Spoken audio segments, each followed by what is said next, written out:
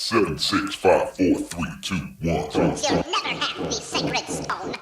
Like when a deer gets shot by a bow or a gun, you'd be like, "God, something bit me." No, I haven't. You think we suck at everything? Don't tell us that. All right, I'm gonna lock it in. Yeah. So Sounds like it. I might cut all that out. You guys, back at it, season 2, episode 2. You know, I've got this new interest or new exciting interest to keep doing some more episodes. I've thought about doing random ones, you know, with random people. Like I've been talking to some random people from my gym, you know, that are into MMA. So I think I'm going to start doing that. But today I've got a real treat for you today, you guys. I have a gentleman that was undefeated as an amateur for MMA.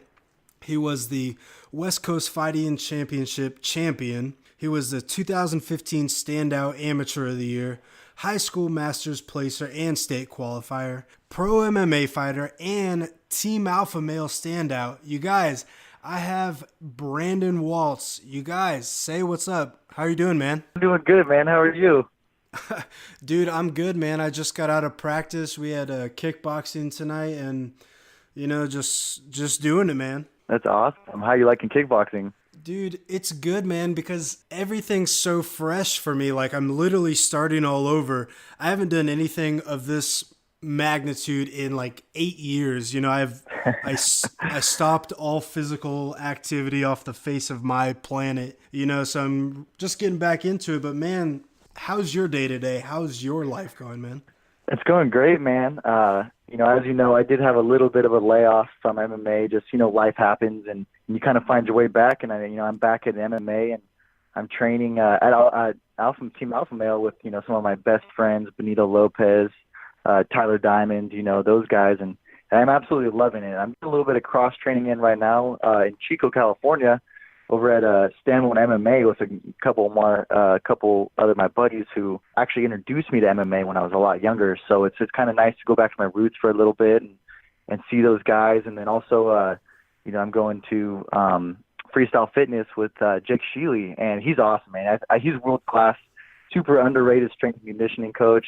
My cousin Jason, who was on one of your previous episodes, he trained with Jake for quite a long time, man. And that guy, you couldn't get him tired, even if you tried. Like, you know what I mean? So I'm happy with this guy to be back training with him. And then I'm actually going back to Team Alpha Male in Sacramento next week, and I'm moving in with Benito Lopez. So I'm really excited for I'm getting excited for the future, man, because the sky's the limit. You know, I've already got Benito he's my little brother, but he's a role model for me too. You know, I can always learn from him. So I'm really excited for what the future brings. That's incredible. Like, I've never actually met Benito, but I've known of him through, you know, the internet, through Braden Clements, you know, one of our mutual friends. Man, I love watching him fight, man, dude. He's a freaking stud, man. He is, man. He is a spectacle. You can't help but love watching the guy, man. Not only he's just a good guy to be around, but his fighting style is so exciting. That guy is meant to be a star, man, and mark my words, he will be one day. One of the reasons why I think people like him is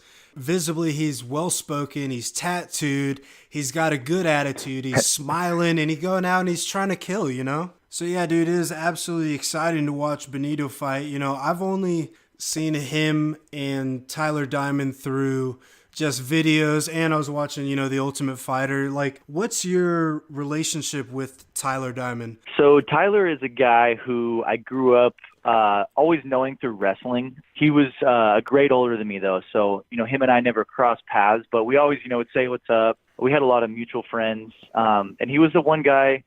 Like, it's in the section, there's always a handful of guys that, as the younger guy, you like to watch. You know, they're the guys are the studs, and you want to take notes when you watch these guys. And Tyler was one of those guys that everybody liked watching.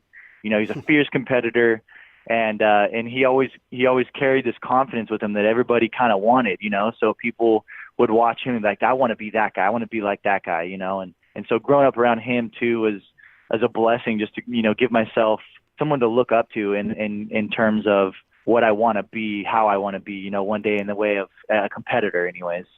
So, and he's a great guy. I can't help but love the guy. He's a great guy. So, Well, I only have, one other friend that, through Braden, like he says he's a good guy. So I got to believe you guys. he is.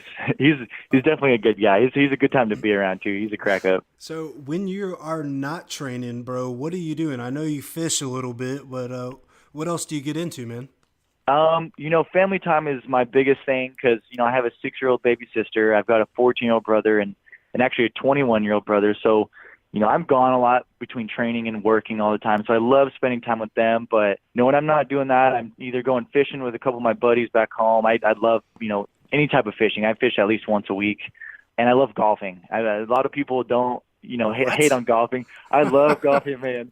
I'm a lefty too, so it's been difficult finding clubs. But I'll tell you what, I found some garage sale clubs actually that I got a whole set for like $30, and one day I fell in love, dude. Golfing is amazing, man. It's a good time. It's just kicking it with your buddies, having a beer or two, and we all suck, so it's you know what I mean. So it's a good time. I've literally golfed like twice and it's absolutely miserable, but it doesn't matter, like I don't give a crap. No one cares, Yeah. Besides, your outdoor stuff and besides golfing, when you are actually in the gym, where do you find your motivation to actually like grit down and get stuff done? Like, where do you find your motivation from? I have various sources of motivation. There's days you wake up and you're just like, oh, I don't want to do it. But, there's a couple big ones. My grandma passed away a few years ago, and she always loved watching me fight. And she went to every single fight, always supported me, always bought my shirts, always bought my tickets. And so she was like, other than my own mother, she was my biggest fan. And I remember her telling me one time, I had taken a little break from fighting, just wanted to be a kid, because I'd been training a long time. And one day she called me and she said, well, why don't you fight anymore? I told her, oh, Grandma, I'm just screwing around, riding my dirt bikes and being a kid. And she's like, you need to get back in there and do that. You were good and I love watching you. And I'm tired of not going to any more fights. And I said, okay, Grandma. And I took a fight actually a few months later and kind of that's when my career taken off.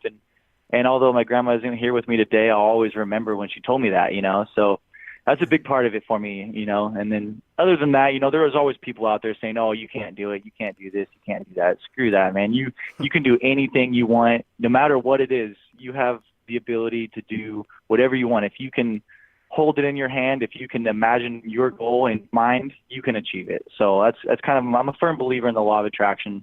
Benito actually kind of turned me in towards that direction, and I've been living my life that way ever since, man. And it's amazing. Like you can do anything you want. It's wild. Like a lot of people don't realize it, but what you manifest in your head, you can make a reality. All you got to do is work at it. Dude, I'm a firm believer, just like you. If you want to do something, go ahead and freaking do it. For anyone that's listening on this, if you think something's too tough, cool. Go find a way to do it. If you want to do something, have fun. Go freaking do it. Like, for some of the people that don't know, like, I wanted to write a book, so I wrote a book. Years ago, I wanted to do sports. Like I've been snowboarding for like 20 years. I competed in MMA years ago. Like anything that I've wanted to do, I've done or I'm working towards. So it's like, if you think that you can't do something, just find a way to go do it. Enjoy life. Yeah. Life's way too short. You know what I'm saying? Life is too short, man. You are your own limitation. So the only reason you can't do something is because that's what you said. And if you say it, you're probably right. So you know what I mean? If you can do it and you can picture it, then there shouldn't be anything holding you back. Dude, so now you're just training and living and working. Do you have anything on the horizon? Do you have any current goals with training? Like what's the game plan? So, nothing's official yet. I don't have an opponent or anything, but I should be fighting October 6th at Gold Country Casino in Orville, California. And I've been really training hard for that. I did sustain a little bit of a hiccup in my training camp, but I'm working at it every single day. And my goal for this year, I want to get 2 more fights in before the end of the year, hopefully before Christmas, so I can, eat my good Christmas dinner and whatnot. Sure. I can kind of deal with skipping out on Thanksgiving if I have to, but Christmas, can't miss that with the family. No doubt. But, yeah, and then next year I would like to, at the very least take 3 fights. If in a perfect world, I'll take 5. And I want to be either on the Tuesday Night Contender Series or on the Ultimate Fighter by, early 2020 or late 2019. So we'll kind of see what happens. Everything happens for a reason. So, I'm going to take all my fights I can, and we'll kind of play it by ear from there. Dude, so I've never been to, I've been to Gold Country Casino, but I've never been to any of the fights there. How's their turnout? Is it pretty decent?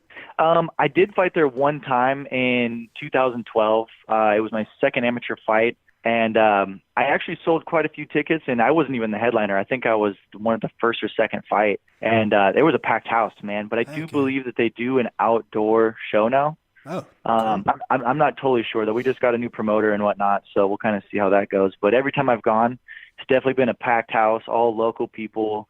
They're from Orville, Chico, Paradise area, and they typically know your name. So it's actually a really good local show to have. That's awesome, man. Yeah. What's the biggest promotion you fought for? Is that West Coast Fighting Championships? Yeah, West Coast was the biggest promotion I'd ever fought for. They averaged around 3,000 seats, I believe. Dang. So, quite a few people. And on like some of the sold out shows with like Max Griffin headlining, some of those guys, those shows were massive. And I was lucky enough to be a part of that show, headlining the amateur card. And it was cool, man, because, sometimes not all the fans show up in the beginning of the show.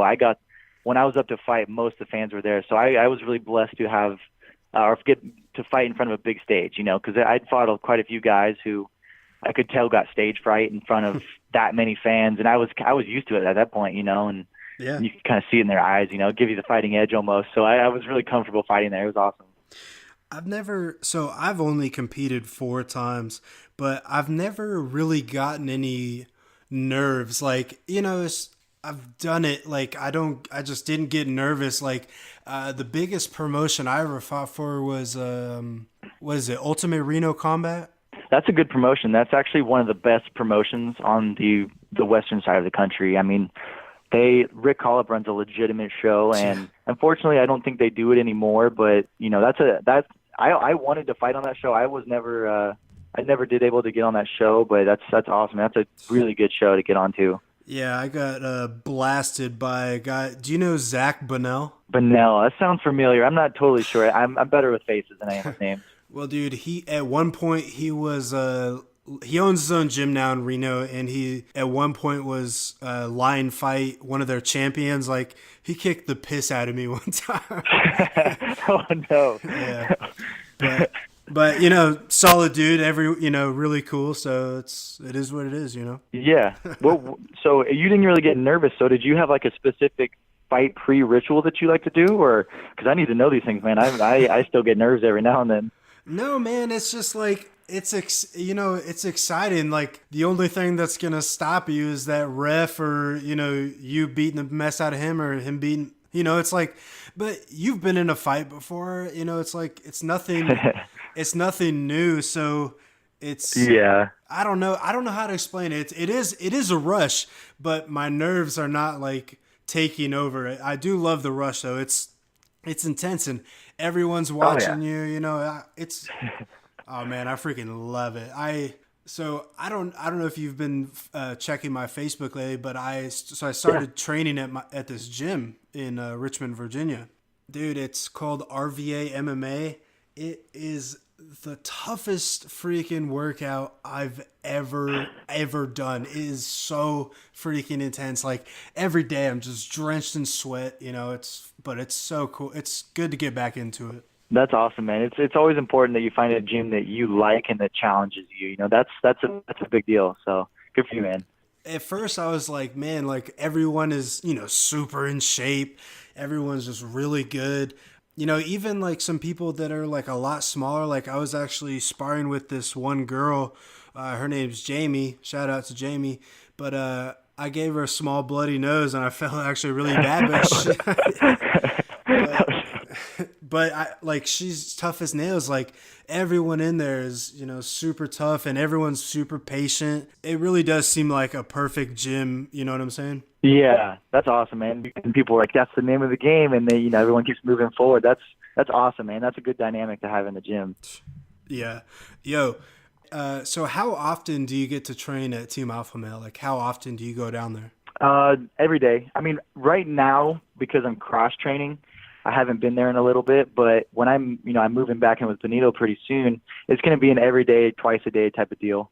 Gosh. So, yeah, every day, man, with those studs, those guys are so inspirational, man. I can't help but be in there 2-3 times a day, Yeah.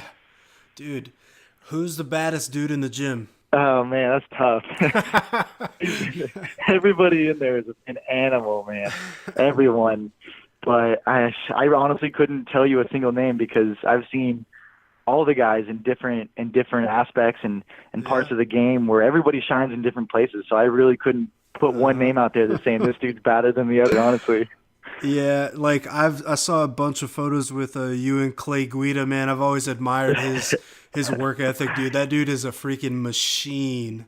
He is, man. He's also just the nicest, most humble guy. Like, it's funny because I've been growing my hair out for almost 3 years now, and I didn't even think about it. But then the day I went to Alpha Male, all the people I didn't even know, and Clay wasn't there. That's the funny part. People I didn't even know were like, "Hey, what's up, Clay?"